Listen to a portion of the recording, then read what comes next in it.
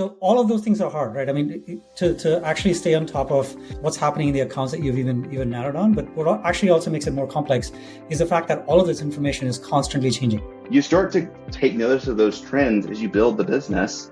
And then you identify what are the consistencies within these customers, what are the trends, and then you can extrapolate that.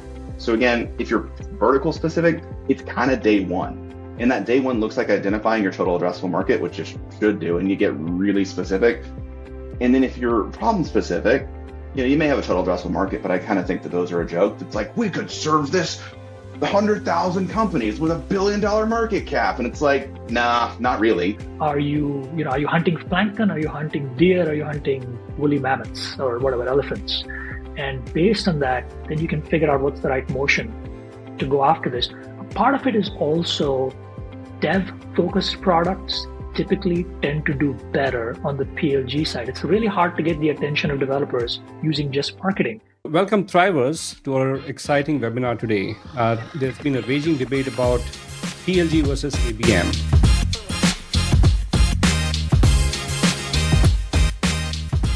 So today we're going to settle it. Either we go with PLG versus ABM or maybe settle it down to PLG plus ABM. We'll leave it to the expert panel here. I'm Guru Raj, the host of today's show. We are also missing my co-host Peter, who for various unfortunate reasons could not join in today. But let me first set the stage on what's the topic about. In the last, I would say about maybe a year and a half or so, there's more and more SaaS companies trying to figure out sustainable mechanisms to stay alive, and growth is a key part of their existence. Funding on one side is slowly starting to dry up, especially for Series A, B, and above, and which is where this debate has been raging quite a bit. Again, in the recent times, the debate for PLG versus ABM has also intensified because of the cash on the cards that most of these companies will have. You'll hear the PLG advocates argue that product itself should sell. The product-centric approach should empower various organizations or various users. Users should automatically discover the value, engage, explore, and ultimately convert on their own terms. Whereas the ABM proponents, and we have quite a few on the call today here, emphasize the importance of, hey, we should go targeted, personalized outreach to really some high-value accounts. That way, build relationships and then drive long-term success. In the recent times, we found that PLG versus ABM have completely different approaches. So we want to hear from the experts, but that's not all. We would like to hear from the audience. We'll have the Q&A, on. So you should be able to engage with us on LinkedIn Live, YouTube Live, and wherever else you'll be joining us with. Please send your opinions on, what do you think about your experiences on PLG and ABM, and we will include it as part of the questionnaire at the end as well.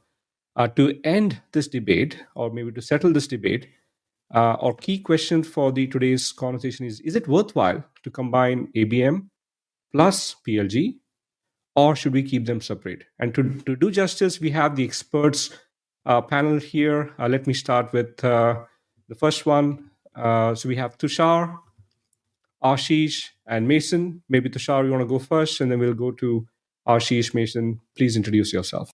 Absolutely. Thanks, Guraj. Hi, everyone. I'm Tushar. I'm co-founder and president at Revolves. I wear the CPO, CTO hats here. And my journey, I started my journey in the .com days, and I've sort of built and scaled businesses from the ground up in early stage, growth stage, as well as large companies. I've seen sort of the journey of how products and platforms get built, scaled, and what is a winning strategy. So I'll bring perspective from those lenses. Super. Thank you. Ashish, you want to go next? Sure thing. I'm a co-founder CEO at Revolves with Tushar. We've been on this journey together, and I've come at this problem from the CMO, VP of Marketing, CRO perspective. I've played that role at a host of companies like Aptio, Skilljar, and Parity. And really, our solution is all about relevance. And that's the lens that we'll be having this conversation around, which is how can you combine PLG and ABM, or go with just ABM based on what's relevant to the people that you're trying to reach. Super. Thank you so much. Mason. Hi, I'm Mason Cosby, founder of a company called Scrappy ABM. We are the only ABM enablement organization that helps people build their first program in the ABM, first ABM program. So excited to be here. Again, background is more in the vertical SaaS and actual agency space. So I come at it through the lens of, if you know exactly who you should be going after, why would you do anything else? Sure, you can actually have more people enter into your product and waste your team's time with support tickets, uh, or you can actually go for those that you know will be the highest profit clients. So I don't have any firm opinions on why you should run ABM, but it's probably going to be ABM. Okay, let's go into that. And thanks for taking the pole position, Mason. We'll see whether we settle it down to what you want to get there. Let me start with maybe a basic concept overview. Maybe for the audience who's, especially for early stage startups who may not necessarily know the difference between what it takes to build a PLG machine versus an ABM machine. Let me ask this question. Could one of you define what is PLG? And maybe Ashish, do you want to talk about what is a PLG motion, and touch a little bit about is it really a marketing driven motion versus a product or a sales driven motion? And then Mason will go to you next. If you could define what is ABM. Sure thing. So I'll take sort of the extreme position on PLG, which is I don't think is the standard vision or the standard approach anymore. But 2 or 3 years ago, there was this view that the product could do it all. That product-led growth was enough for you as a company. The point being, if you introduced your product to the right set of people, to the right set of buyers, users, what have you, there would have to be no human interaction needed. They would come in, they would discover your product, they would get value from the product, they would buy in the product, they would upgrade in the product, and that was really the genesis of the product-led growth movement. A lot of companies did this right, like the Canvas of the world. Dropbox probably was the very first example. Box was an example as well. And again, the whole idea being you don't really need sellers, or it's at least not a seller first motion. It's a motion where people discover your product, use your product, get value, and then you monetize them once they've derived some value from the product. That's probably the easiest way to think about it.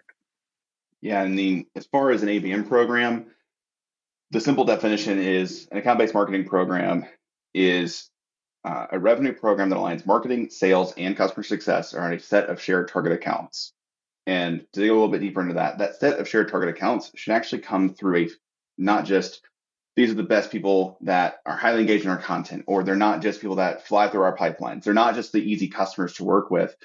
I actually go to the extreme of actually talking to our CFOs and actually asking from a profitability perspective, who are the clients that are the highest grossing clients? Like when I think about profit, generally profit means that these people have gotten significant value. They've stuck around for a really long time. They actually love working with us. And they're like, you have already solved so many great problems for us. Do you have more problems you can help us solve? Because there's already trust established. So when I look at it through that lens, ideally you look at your top 20 most profitable clients, figure out the trends within those and say, those are people we're going to serve. Those are who we're going to go after. And you go get more and more and more of those kinds of customers. So again, ABM is just a revenue strategy. It's not a marketing, it's not sales, it's not customer success. It's a revenue strategy that aligns marketing, sales, and CS around a set of shared target accounts. Okay, got it. Looks like there's quite a few people on LinkedIn who are not able to connect. Team, could you, audience, if you're able to still see us, can you just give us a thumbs up? Are we back live? Okay, looks like we might be live. At least I got one comment. All right, so that's good. So thanks, Mason, for maybe starting it off. Maybe let's start from a very early stage startup. Uh, I think this debate about purely product led or purely ABM, has been going the rounds on LinkedIn quite a bit. Maybe let me build a small case, right? So we have an early stage startup who may not necessarily have an account market fit yet, or even a product market fit yet. So they don't have their products deployed at enough places, enough customers to be able to tell that they have a product market fit yet or not. In those situations, is PLG the right strategy, or should they go with, I think, Mason, as you talked about, maybe take a few accounts, not necessarily high value accounts. You don't yet know what's the value. So should you go pick a specific set of accounts and then jump in, or should you be able to go ahead and say, hey, I'm going to go build this. and do like a spray and pray model, and do some outbound marketing, email marketing, to go connect to potentially about 100 200 accounts rather than a small list of maybe 5 or 10. What are your thoughts? Should we maybe just go around the table quickly? Maybe Mason, as you stopped on the last one, why don't you start on this one?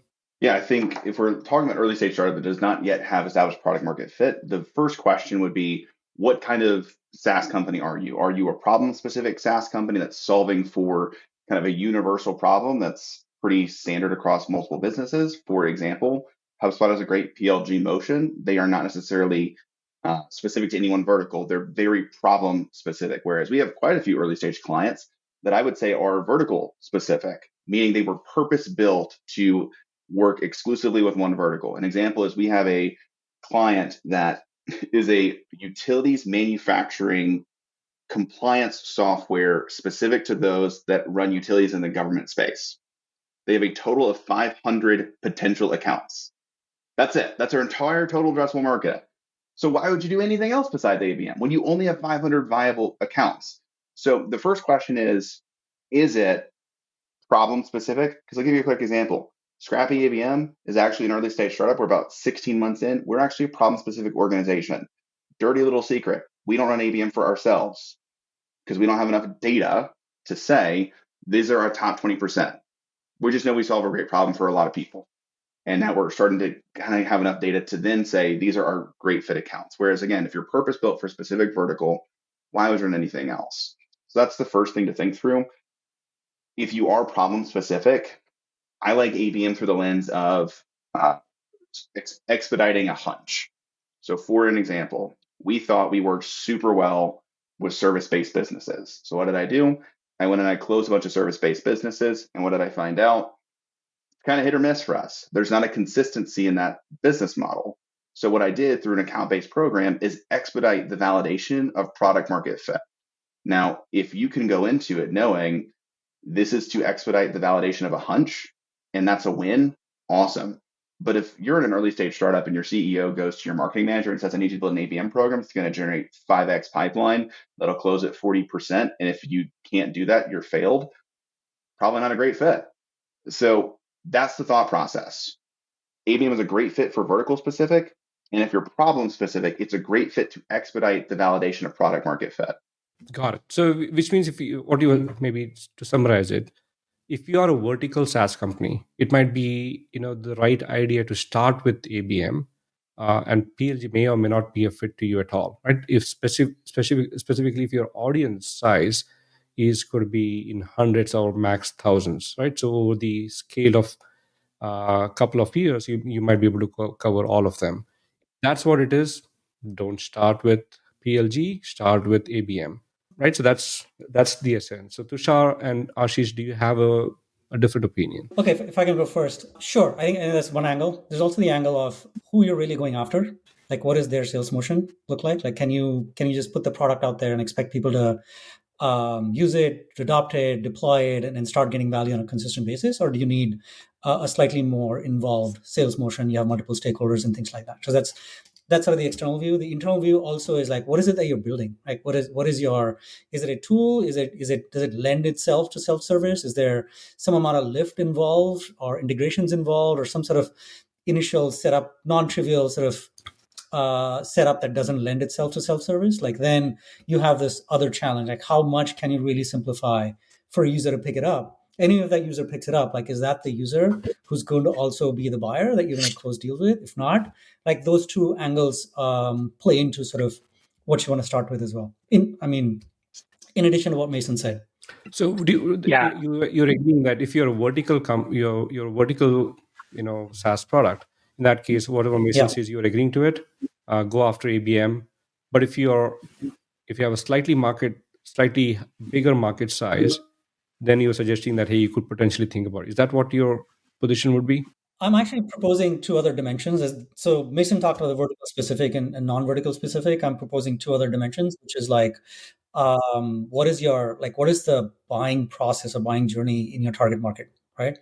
Vertical or not, vertical specific or not. And what is the product adoption cycle, right?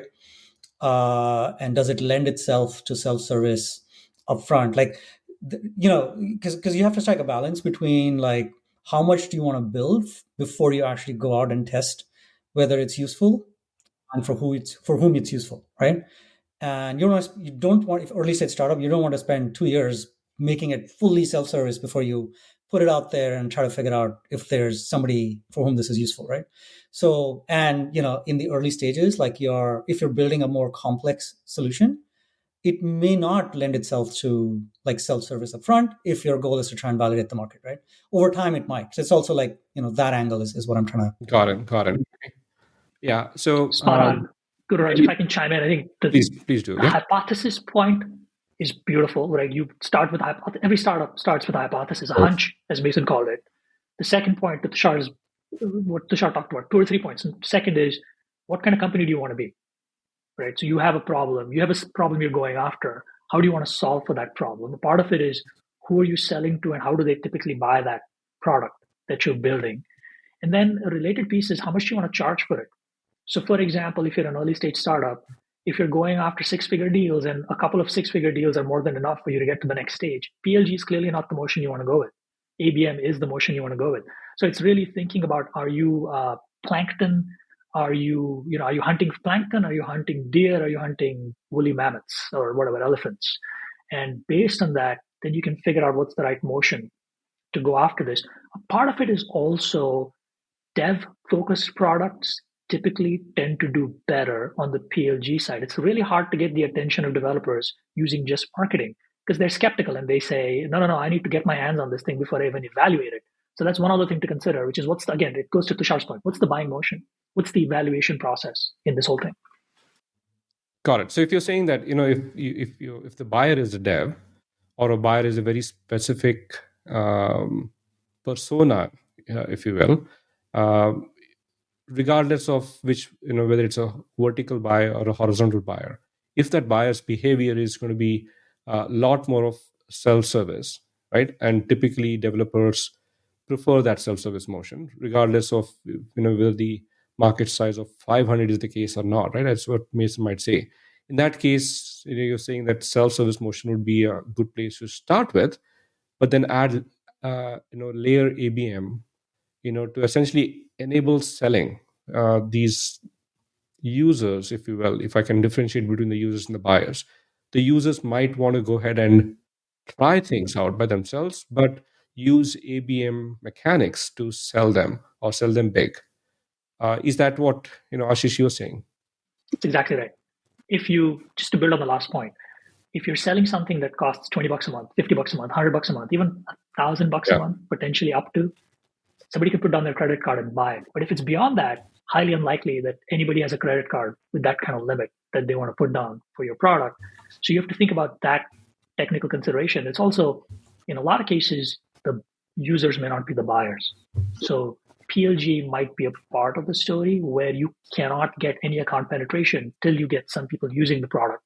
Then you need to figure out how to get to the CIO or CTO or VP of product or what have you. So the answer, unfortunately, like in most things, good things in life, is it depends. It depends. But you have to don't fall in love with terminology. Don't fall in love with motion. Figure out what you're trying to solve for first. And then based on these dimensions, figure out, should you layer in PLG, start with PLG, or start with ABM, right? Some combination of the three.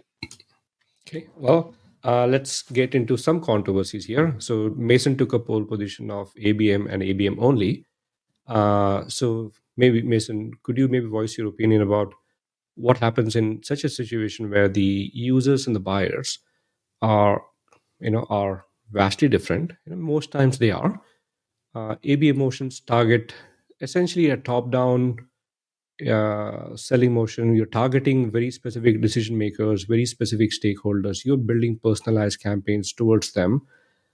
That's very different than what Ashish is mentioning about, or Ashish and Tushar both are mentioning. If the users want to go self-serve and try things by themselves, no matter how much you try to sell from the top, it may or may not necessarily work. What do you have to say for that?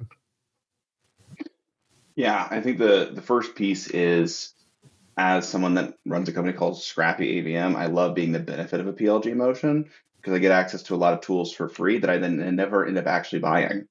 Yeah. And I then also turn my clients onto those things, and they never actually end up buying it either. So again, I love the charity of VCs and PE firms to really help me build my business without me ever paying them. So if, again, I love how some of these non or for-profit businesses are running as nonprofits. It makes my life a lot easier. So again, if you want to continue to run like that, I highly recommend continuing with the PLG motion. That said, if you want to make money, as much as I love the ability to get hands-on, it depends on the end user. So we've referenced this idea of a technical buyer. One of the things that's a challenge as you mature your organization is IT and security come into play. So I understand that, yes, it'd be great to get hands-on experience, but inevitably people don't want to share their data through a PLG motion because there's no non-disclosure agreements in place. So if you're actually trying to sell to people that can make you money in the long term, at a certain point, PLG no longer becomes a viable option because of the lack of actual product sophistication that can be shared through a PLG motion. I've actually seen it become more damaging because they try to show a hands-on experience, which then actually misconstrues what the real value is because they don't have the appropriate level of information and data that is accessed through a PLG motion. So you turn someone on to the idea of it, they get hands-on, they're like, it's not what I actually need it to be, when in reality it is. They just haven't set it up appropriately because they can't until they buy it. So as a result, you've now actually turned a buyer away when in reality, you could have shared great demo experiences that are ungated, true product walkthroughs that give the exact same semblance of a PLG motion, but with actual data flowing through enough to pique their interest so your seller can actually guide them through the process of implementation. So again, yes, if you want to run a charity, by all means, continue to run a PLG motion. Thank you. You make my life easier. If you want to make money, I recommend ABM. Maybe let's talk about that. So we had two vectors, right? The first vector was vertical versus horizontal. The second vector was buyer versus user. Maybe let's talk about time to sale and as another vector. So I think Mason, you brought up a point about if you want to make money, go ABM. Could you explain a little bit about the money aspect of it? There's both, maybe if you could touch upon the spend Happy to. versus the ROI, on that spend. So again, the beauty of an ABM program is you're very intentional until you actually bring into the product in the organization. So one of the things that we don't talk about often are the hidden costs of infrastructure on PLG. So again, you're bringing in many more users, which adds infrastructure complexities. And depending on the kind of customer experience you may want to provide, you either have to invest a ton of time into self-service documentation and enablement that then allows your PLG users to actually self-serve their own problems, or you need to invest in customer support reps because, again, at the end of the day, the goal of PLG is to inevitably expand them. Well, if they have a sucky experience from the very beginning, they're not going to expand anyway. Whereas with an account-based marketing program, you say, we know these are our best fit potential customers. You give them a white glove experience from beginning to end.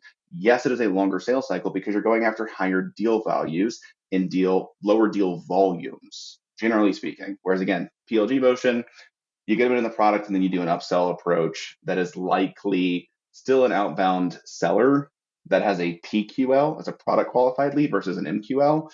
And the PQL is just an outbound motion still, and you're trying to upsell them. So you kind of did something different, but it's still just a glorified MQL that has product experience that's probably subpar from the actual paid version of the product. And then they come in with preconceived notions.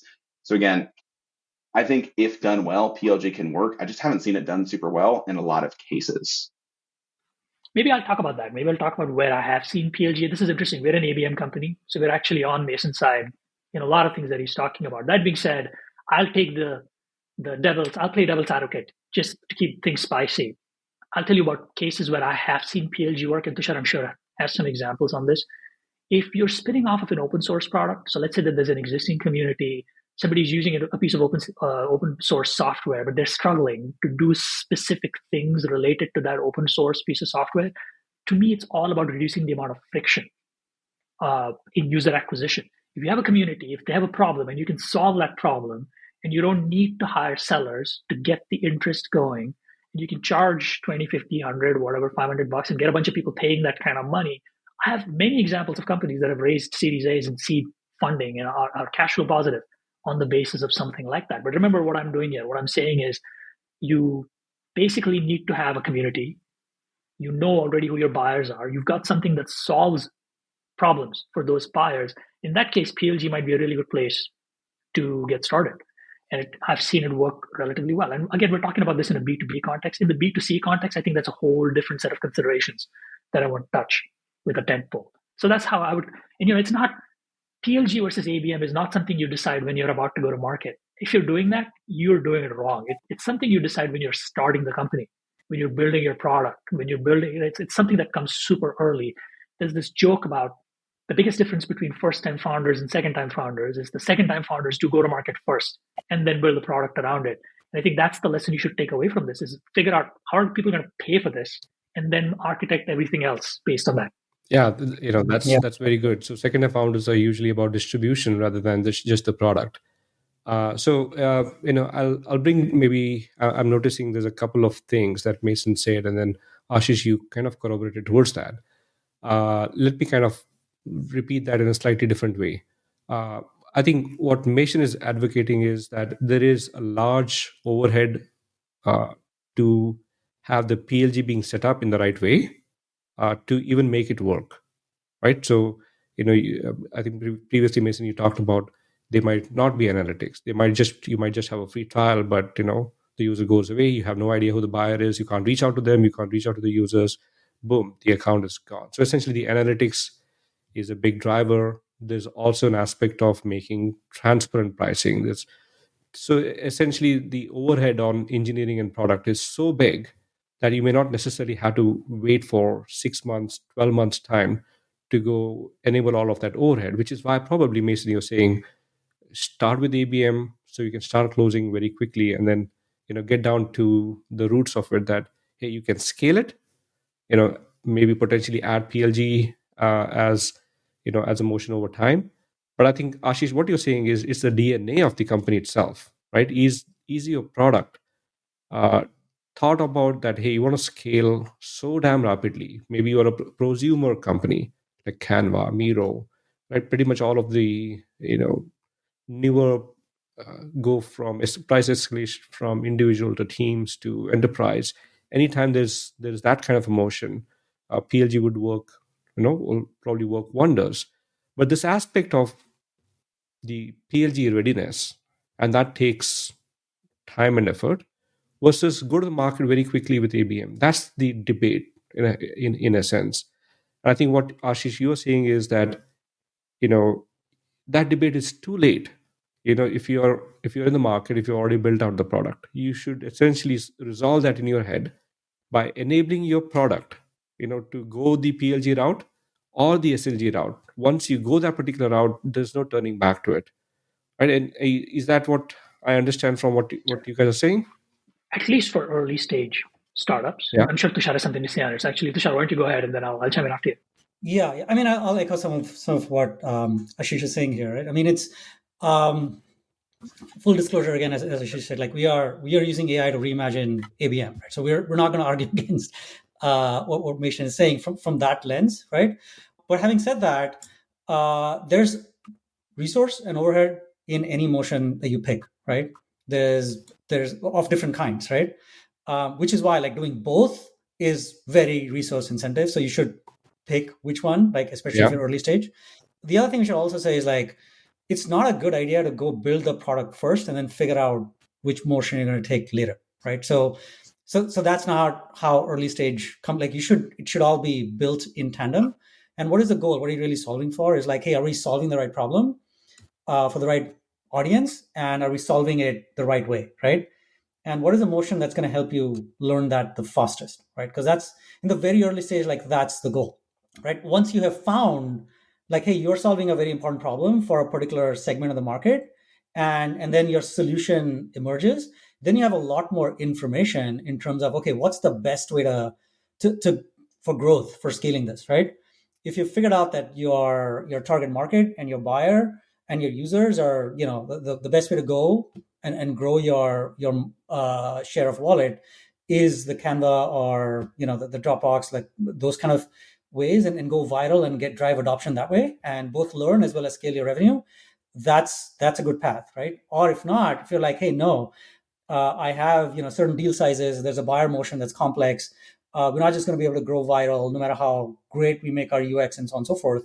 Then it lends itself to a motion that and it's again product and go to market iterating on that, and that's what I guess Ashish was getting to.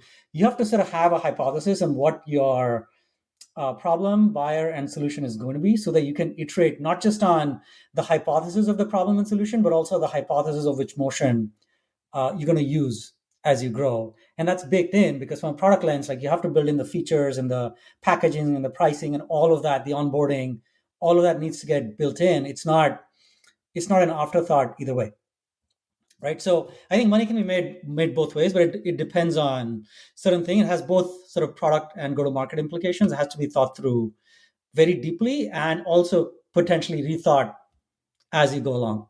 If I may hop in, I just Googled what are the conversion rates from PLG to customer. Free accounts to paid accounts are 9% conversions, and free trials to PQLs are 25% conversion rates. So again, if you want to help 75% of people that are not even qualified, I think PLG is awesome. If you want to help your right fit exact buyers and have efficiency, and that's why I love ABM, because with ABM, you actually see an increase in conversions of 78% pipeline growth, 77% satisfaction with the sales team, 74% increase in revenue, 7% increase in overall brand awareness within your right fit target accounts. So again, based on the data that we're seeing from companies like Itzma, I like ABM for making money. Yeah, I mean, that's a key. I'll second that, which is not everybody that's going to use your product is going to buy. So what's the hypothesis you're validating, right? Are you validating the hypothesis that that majority of your users are going to convert to paying buyers? Or is your hypothesis that a lot of people will use anything for free, but it's, when people start to pay money, good money, Ashish made the point about deal size, right? And if that's the conversion you're concerned about, then that's the hypothesis you need to validate. And PLG motion may not give you the right signals to validate that hypothesis. Well said. It's really, where are you in the journey, right? To Shar's point, are you trying to figure out some early answers, or do you have some data that you can look at, and then you're trying to figure out, how do I scale this data from here on out? And there are different considerations at those two stages. In that first stage, it depends on the nature of the product. But if you're doing six-figure deals, the account-based approach is a much better way of validating your hypothesis, because you can have cohorts, right? You can be like, it's either this or this or this. These three use cases. Let's go find people that fit those three use cases, and then rule people in or out. On the other hand, PLG, and I'm generalizing to be controversial, a lot of times people who build something and are like, I think this is valuable, but I don't know where it can be used. PLG is a good way of floating that trial balloon to see what shows up on your doorstep. I would not recommend building a company like that, but hey, plenty of companies have started that way and ended up becoming huge. So you make your own decisions. It's just not something as a go-to-market person that I feel comfortable doing. Yeah, and also, like, to Ashish's comment about stage, like, PLG has roles to play in different stages of the journey. Like, for example, if you've hit a market and you believe like that's the market, you figure out the sales motion and so on and so forth, right? And you have an ABM motion that's going and that's converting. But then you're like, I see this plateauing at a certain point, and I think my solution is also valuable to these other segments, right?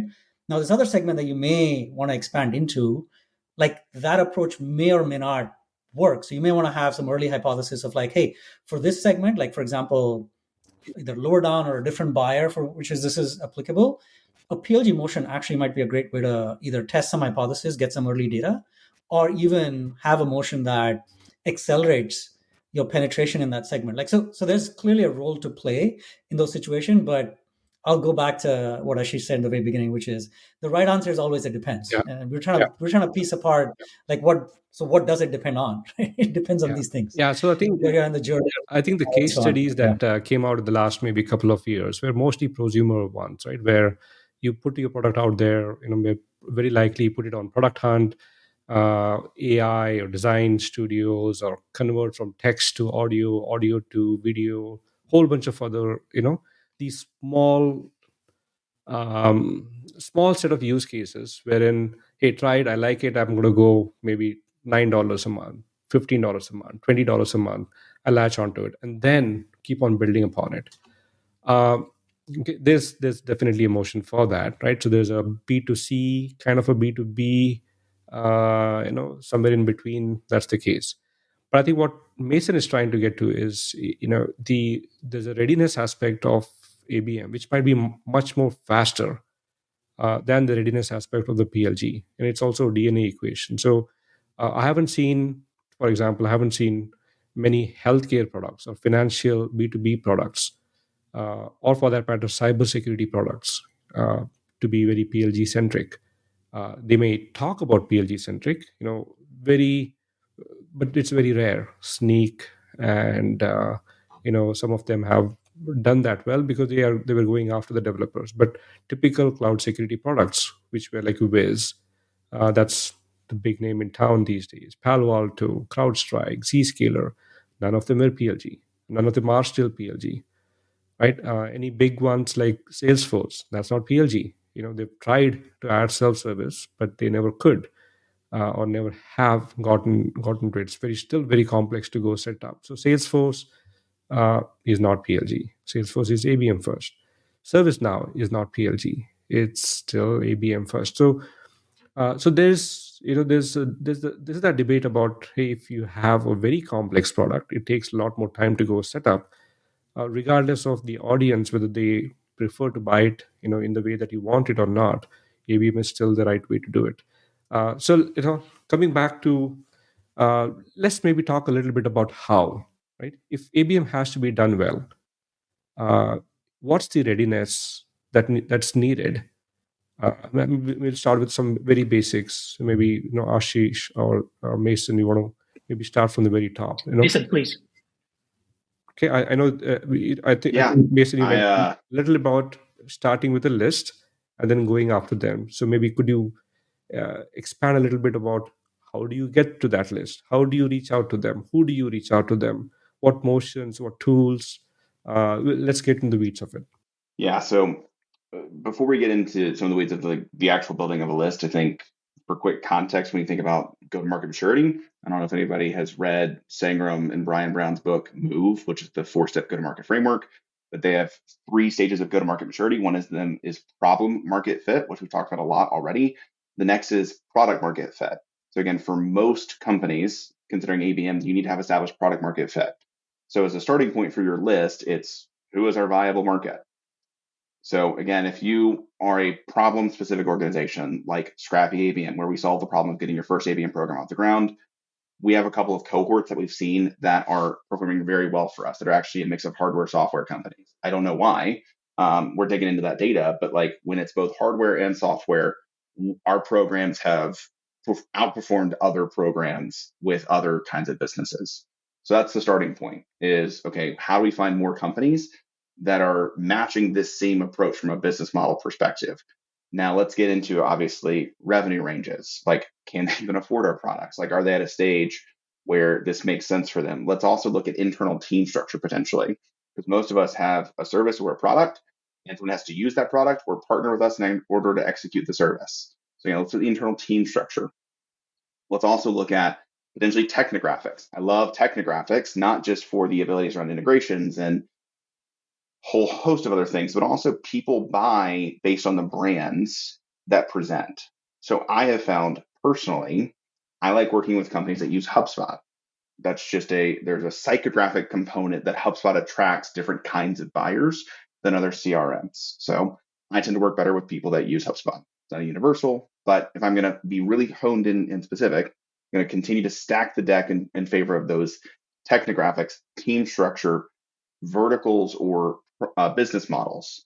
Those are all different thought processes. And again, looking back at our finance teams and understanding profitability per client and profitability per service line, to then say, based on these service lines or these product lines with these kinds of customers, we see this dramatic increase in profit, and identifying the top 20% of those, and then saying, based on that 20%, amazing. Now we need to go find a subset of people that match these trend lines. And again, it's firmographics, it's team structure, it's technographics. And then to the best of your ability, doing some account level research to understand psychographics, to understand more of, are they, like, a lot of people are really public now, like very public. Like I had an executive assistant, they found my daughter's birthday, my wife's birthday, my wedding anniversary as like a test project Like I live so publicly that you could figure out a lot about me and how I think and buy. So then you can understand the psychographics within the executive buying committee to understand what are their priorities. So again, you start with this list and then you do further research to the nuance it. And people are like, man, that sounds like a lot of work. It is. That's why ABM is hard. And like, that's why there's so many great tools that are coming up that are like, we can make it easier. But like at the end of the day, if you identify who your best fit customers are and you do actual research on them and you get really personalized and specific, you almost, when you look at the list, you're like, golly, we could really help these people. And you get passionate about it. You get fired up. You're like, we have to go out to them. We have to help them because we know our product is that impactful for them. And then you don't feel bad about outbounding to them. You're spreading the message that they need your help and you can help them. So again, that's the thought process. Start at firmographics, then go into technographics, then go into profitability to understand who are our most profitable clients, and then move into your psychographics. And again, the best way to do this once you've got your list is like gut check with your sales team, gut check with your CS team, gut check with your finance team. And actually, oh, that's the other thing. Look in your CS platform. See who has the most complaints. Like, see who is the noisiest, squeakiest wheel. You don't want more of those. You want less of those that get value, that understand your product, that see the value in it overall. So again, sorry, that was my like soapbox on how to actually build out your target account list. But if you truly pull all this information together, and again, there are many, many tools that are up and coming that are helping you with ICP identification. That is not just to look back at your closed won deals for the past 3 months, but it's actually truly looking also at psychographics and using AI modeling to truly pull together a comprehensive ICP approach. If you do that, you get fired up and you go out and you actually help a lot of people. So that's how I'd go through. And if you can get buy-in from sales, CS, marketing, finance, and your executive team, which is really hard, you've got a great list of target accounts that you could go and pursue. Okay, let me maybe ask a clarifying question on that. When do you start this? You mentioned about, sure enough, creating a list, running firmography, geography, psychography, whole bunch of other things Yeah, on it. See how they great buy, and question. all of that. When do you start this? Do you start when you hit So again, a product market fit, or earlier than that? if you're vertical specific, I would start day one of just ideally, if you're building a product, you've actually done some market research beforehand. So I'm going to go ahead and state that like you've probably done some form of market testing just from a research perspective. And like when I launched Scrappy ABM, I met with 50 people and just said, "This is what I'm thinking about doing. Like, does this resonate?" And 10 of them actually became customers. So like that kind of product market fit, I was like, "Oh, that's interesting. Very cool." So like you're doing some kind of research, hopefully. And then from there, again, that's if you're vertical specific. Now, if you're problem specific, you're actually probably starting with some form of a wide net because you don't know who you best serve. You know, you solve a viable problem, you figure out who you solve that problem for, and then we kind of have conversations on a monthly basis. If we look at our customer base and we're kind of doing health scoring on all of our customers, and we're seeing who's consistently in green and who's always getting value, who's really appreciative of us, who's really thanking us, who's actually consistently not just maintaining, but actually saying, I'd like to do more with you. How do we get more support from you guys or more help from you guys? I want to pay you for that. You start to take notice of those trends as you build the business. And then you identify what are the consistencies within these customers? What are the trends? And then you can extrapolate that. So again, if you're vertical specific, it's kind of day one. And that day one looks like identifying your total addressable market, which you should do. And you get really specific. And then if you're problem specific, you may have a total addressable market, but I kind of think that those are a joke. It's like, we could serve this 100,000 companies with $1 billion market cap. And it's like, nah, not really.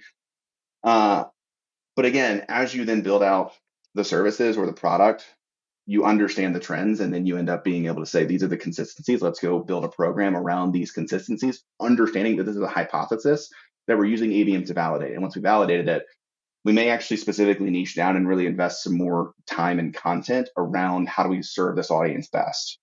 One last question And you got me on my soapbox. before I move to Ashish and Tushar.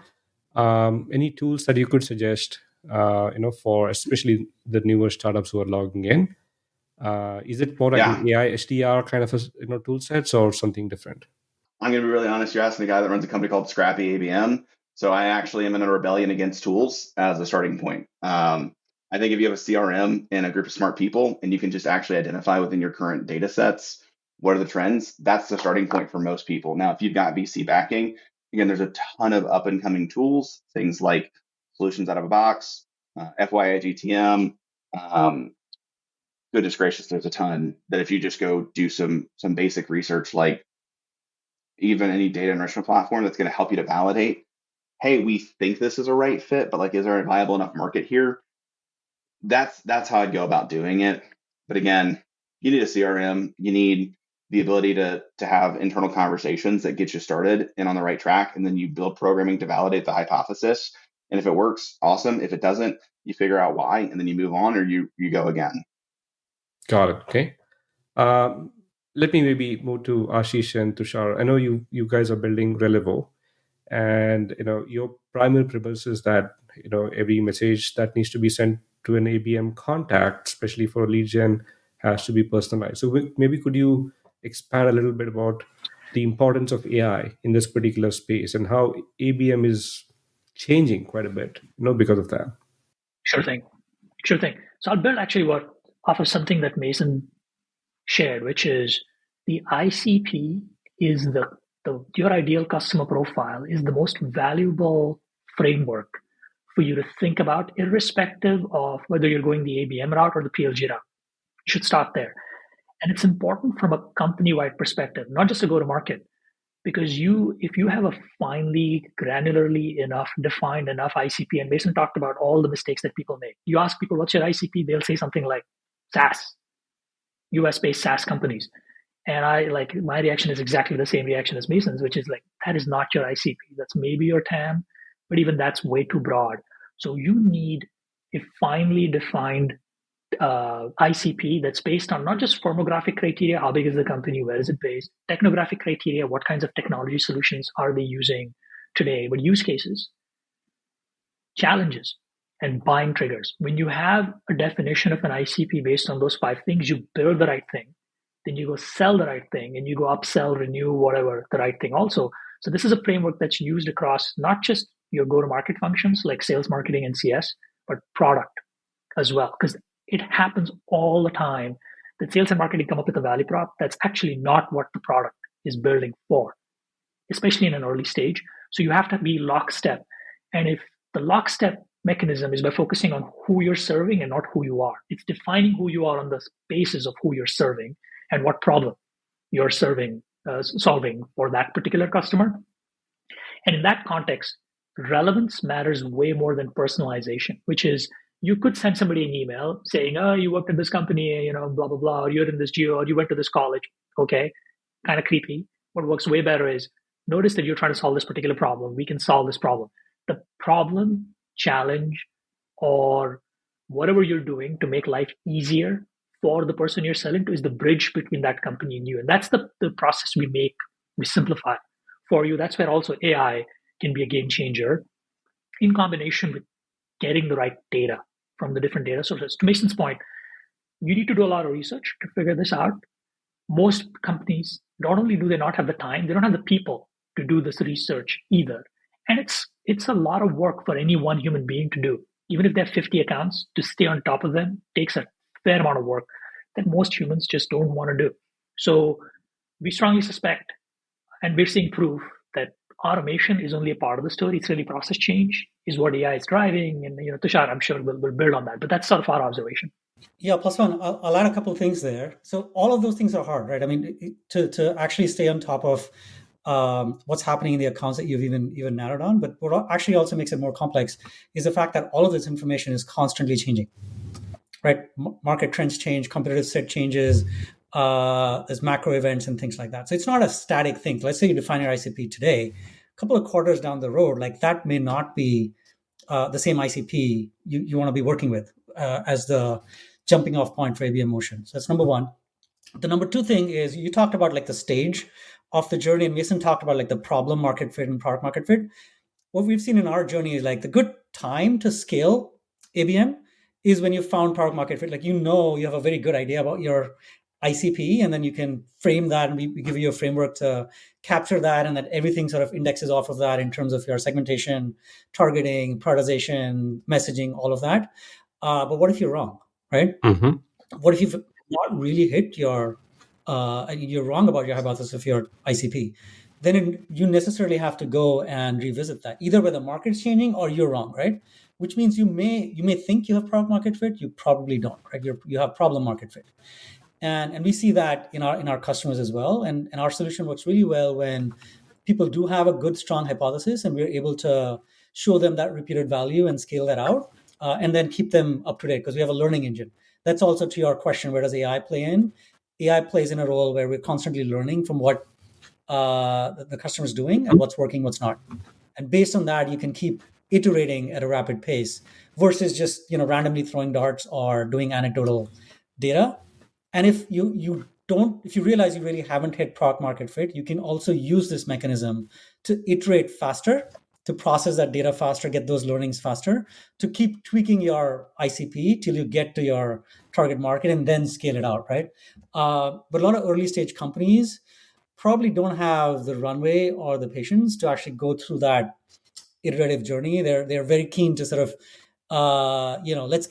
let's 5x our pipeline. Well, if you don't have product market fit, like there's nothing anybody outside of your company that can do to 5x your pipeline. We can, but if you're starting with a good hypothesis, then leveraging AI to automate all of these dynamically changing elements in your universe that you need to get right, it can solve that for you and have a continuous learning motion, which not just gets you there, but also keeps you there on a continuous basis. No, no, got it. So maybe talking about AI, maybe we can stretch that a little bit here. Can AI help in maybe 3 or 4 levels? I think Mason started off talking about a couple of things, right? Let's say there are 3 levels. The first level is finding who might be the right fit, finding a set of companies who might be a right fit. Is there any AI in it? I doubt it. It's very likely it's just set of filters using Apollo or various other lead gen tools, right? But what do you guys think? Is there any AI in it?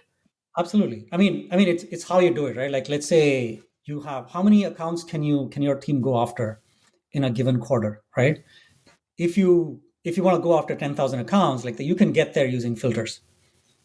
But if you want to go after your top 100 accounts, like you can't get there using like the filters on tools that you mentioned, Yeah. right? That's where what Ashish talked about is you have to define your ICP more holistically rather than say the firmographics or technographics in terms of like employee size or geo or things like that. You have to look at trends of hiring changes, or have they made a Right. recent announcement, have they had a security breach, things like that, which are very dynamic, but it's a needle in a haystack. It's hard to find. Like that's where AI can sift through massive amounts of data to then find you that needle in the haystack. So you can go from your 20,000 accounts down to your Yeah. top 50. I think your primary premise is that you still need a list of accounts. You bring all of the data Yep, and you run some kind of a Gen AI or some kind of a summarization on filtering that, not using the traditional filter lists like Apollo has or any other Zoom Info those will have, but use AI to be able to go and say, hey, what are the use cases? What are the pain points? Have they talked about it? Have they visited your website? I mean, we're talking about all of these signals to be able to say, you know, reduce it from 10,000 to 500, and then right, absolutely. and then use that list and personalize some kind of messaging to them. Is that what you're saying? So the list is It's AI. it's at multiple levels. To your point, like what are the levels, right? So at the highest level, it's how do you come up with an ICP quickly? Because a lot of customers that we work, they don't actually know what their ICP is. So we have AI powered automation that helps them figure out, get there first, right? And then use that to say, okay, if this is our ICP, then use an AI agent to basically go figure out what signals can we find that match your ICP. And that narrows down, and then have a scoring model with high. What matters is a high level of accuracy and coverage. You can't just throw something at it. If it's like 50-60% accuracy, it's like it can't be used, it's not usable, right? But then you have to find the strength of the matches, number of matches and whatnot, and actually come up with a prioritization model, right? So that's at that level. But then what do you do after that? Mason's point, if it's a verticalized approach, you have a fixed TAM. But if it's not, and you're going after a broad market, you need some way to segment that market, right? So that's the Mm. next level of Got it. where AI can help you. What are the possible segments that you can go after of the accounts that you have shortlisted, right? because it's a segmented and targeted approach that you want to take. After that comes, okay, now you know what segments you're going after, but what is the targeted personalized campaigns that you want to run against those segments? And then comes, what are the assets? Message is one of them. Like, so that's the levels. Okay. Ashish may have more to add on that. Okay. So is the problem here in how to get started on ABM? Is it to go identify how to do all of these things, and stitch them together? Maybe that's the big part of it, right? So figuring this out, stitching them together, and running this even at a scale of 50 or 100 a week, it will take an effort, to get something of this sort. Any thoughts? Are there any playbooks that's available? Any things that you guys can recommend? I know Mason's nodding his head and looks like he's like, hey, just deploy people, not tools. Well, the hard thing often is you end up with a lot of wasted effort when you don't have a strong point of view on who you're helping, how, right? The more loosely defined that is, the more work you end up doing. But if you can spend the time to really zoom in on who you're building for, I'm assuming again you're early stage, right? You don't have any data. If you can, there was something that led you to start this company that you've started. And so this starts with the co-founders, which is, who are you building this company for? What specific problem are you solving? What happens when this problem doesn't get solved? So a lot of this is foundational work that needs to happen at the co-founder level. That's what filters into your ABM strategy. ABM is not something that happens post facto. It's core to your success. It's core to who you are as a company. If you do that, that actually reduces a bunch of downstream work. There's still work. Of course, there's work that you have to do, but you at least end up focusing your efforts on the right set of things, as opposed to pulling a list of 5,000 accounts and then you don't know what to do with it from there on, right? And you work backwards. If you're early stage, you need 5 deals. I'm making this up. You need 5 deals a quarter. Okay, then you go from 5 deals to 10 opportunities to 20 meetings. Then the question becomes, how do I get 20 meetings? To get to those 20 meetings, you can then figure out you need 50 accounts or 100 accounts to go after. Great. That is a much more contained problem that you can now go solve. Got it. I know we'll run out of time very quickly. Mason, any last thoughts on the tooling, the challenges, how to get started? I know you were nodding earlier, and you're agreeing to the fact that, hey, that's not. I feel like we touched the tip of the iceberg for how to get started, because there's just so many things that we can address. So shameless plug here, if you want more content, like I have a podcast with nearly 100 episodes that just is on ABM and how to get started. So like, that's a good place to look. As far as just a simple way to get started, I'll just give you a quick 4D framework. First is data. Data is who we're going after and why we're reaching out. So targets plus triggers. Those two things combined should have some really personalized messaging. So right fit account that's viewed our pricing page, that's a very different message than right fit account that doesn't know that we exist. Very different messages. Next is in distribution, how we're getting in front of them. Next is in destination, which is what are we sending them to? So what's the content? If we actually do want to marry ABM and PLG, depending on the buying motion, the destination could be a product-led growth motion. Hypothetically, man, we tied that together with a bow. Last piece is then direction, which is just how do you track it? So is it content engagement? Is it CTA click-throughs? Is it a form fill? Is it a booked meeting? Is it a product-led growth motion sign up? All those are just tracking components. But if you have those 4 Ds together for every single one of your playbooks, you've got repeatable programming that you can run starting today. So those are the 4 Ds that'll actually help you get started. And you just use what you got today to get off the ground. And then once you validate the model, you fill in gaps with new technologies and people. Yeah. So to the audience, we will actually summarize all the 4 Ds and have a link to Mason's podcast. And if Mason, if you can send us some blog articles as well, we can link it to the summarization as well. I know we are out of time. Any last words? Any last recommendations to companies who are trying to figure out the go-to-market motions with?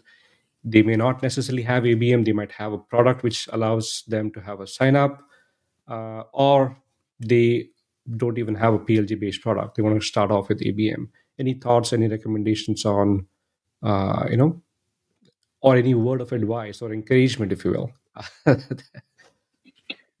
Just on the ICP front, we'll point you to a couple of resources that might help you have these conversations in the company. There's tremendous value in having the co-founders and senior people in a company sit at the same table and discuss this. You will walk away with a much deeper and more actionable understanding of your customers and your prospects. So we'll send you some resources. If you from our vantage point, if you don't do anything else, if you do that, take that one step, you'll end up in a much better place. Okay, ICP. Tushar, any quick word of advice? Yeah, I would say just starting from that, do things in alignment across sales, marketing, and product, because they are all joined at the hip, especially the very early stage. What you're building, how you're talking about it, and how you're selling it is very interconnected. So do this exercise in conjunction, in collaboration versus in isolation or in sequence. It has to be done in lockstep. Bring all the departments together. That's wonderful. And Mason, any last words there? I mean, we've hit all around it, but just like, what's the vision of what we're actually trying to accomplish? Like, if you know what your vision and your mission are as an organization and who you're trying to serve and the impact on the world that you're trying to make, as small as that might be sometimes, like to think about it as impact on the world, but like that's the core of it. Like, you build a business on a premise of solving a problem. Who do you solve the problem for? How do you do it well? The rest should naturally fall into place, because ideally your co-founders or yourself, you bet enough on yourself that you think you can solve something. And I just ensure that I always help the customer. And in fact, I think that's such a basic answer, but it's just the truth. I think it's probably the right first thing to do anyways. By the way, Sequoia Capital has a wonderful investor memo template, which essentially covers what's the business problem you have, who's the ICP, right? And how do you essentially bootstrap and get some of the departments, rung along as you start the company. We'll add that link to this as well. Thank you so much, gentlemen. It was wonderful. And thank goodness we didn't really talk about PLG versus ABM. There's elements of ABM that's, and I'll rather quote, Mason, I'll take your quote. If you want to make money, go ABM. Regardless, you have to do ABM one way or the other. It's just figure out when to do it. So again, thank you so much. And thank you, audience. We'll have a summarization of the video. We'll have the recording, the blogs, and we'll post it live on all the places. Okay, appreciate it. Thank you. Thank you so much.